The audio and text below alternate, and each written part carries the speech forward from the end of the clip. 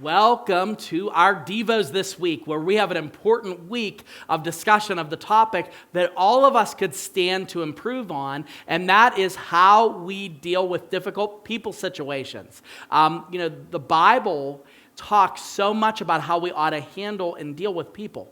And specifically, if you look at the character of Jesus and how he interacted with people, there is a plethora of information that we can glean about how we should be interacting with people on a regular basis. And it's important now more than ever because we're living in a world that's so divided. We're living in a world that's so chaotic. So how do we handle these big people problems? How do we handle when someone starts a fight with us on Facebook? How do we handle whenever the election of 2024 is coming up and you have to go to Thanksgiving with a bunch of people that maybe voted differently than you? How do we handle that? Well, the way we handle it is by thinking in terms of heading this off to begin with and changing the way we handle people problems. So I want to talk to you today about not matching madness. Today, the first thing we're going to look at is don't match madness. Now, what does that mean? Well, there's a really good chance if you interact with more than one person, you are going to find yourself in a situation that sometimes involves anger. And when somebody comes to you and they're angry from the start, you have to make one of two choices. Most people, what they do is if somebody comes and say, hey, Sam, I'm really irritated with you. I want to lay this out right now. And they kind of just launch into a discussion about things that they're upset about. Most people, what they do is they jump right into the ring. Oh, really? You're upset about that? You're upset about that? You want to talk to me about that? Let me talk to you. And then you immediately go right to where that person is, okay? So you escalate because you enter into the arena of conflict and confrontation. Now, I'm going to offer you a second option, which is one that I believe will help you to handle most arguments in a Christ-honoring way, and that is don't match madness. If somebody comes to you and they storm in and they're angry, you have to make a choice to consciously say, I am not going to get angry at this moment. I'm not going to do it. You could be angry. You don't have to show that anger. You could try to minimize that.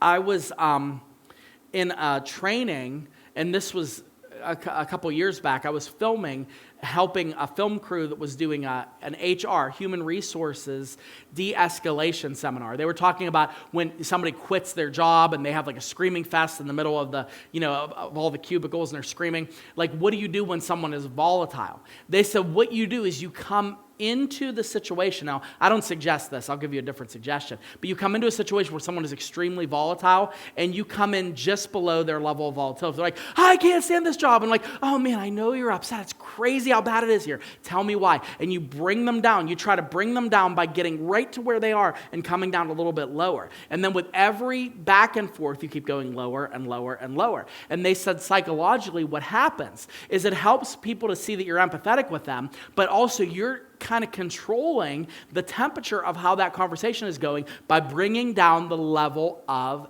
anger. And I would dare say that we as Christians, we should be going further. If somebody's angry with you, you don't have to be angry back at them just because they're angry with you. I'm going to say this. Some people have a right to be angry with you.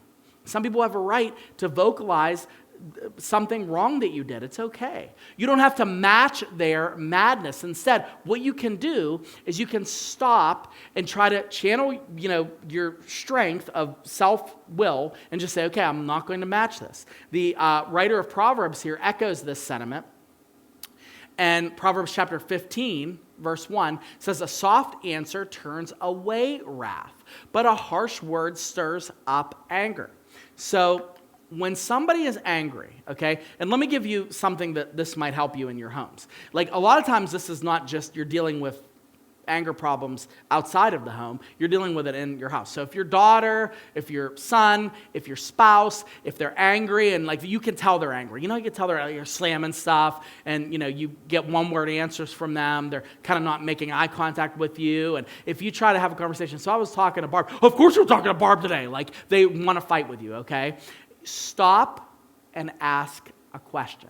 Say, I'm getting the sense that you might be upset right now. What is it that you might need of me right now? Like, what is it that you're looking for me to do right now? Like, are you looking to talk about something? Are you looking to just vent because you're having a rough day? Like, actually asking the question instead of launching into what you want to fight about will often disarm someone.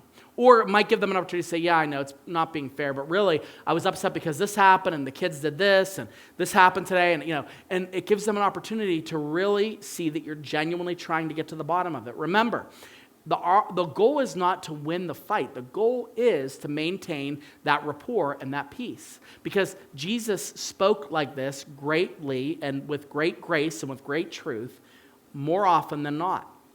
And so we can really learn a lot about how to interact with people by thinking of the way that Jesus interacted with difficult people.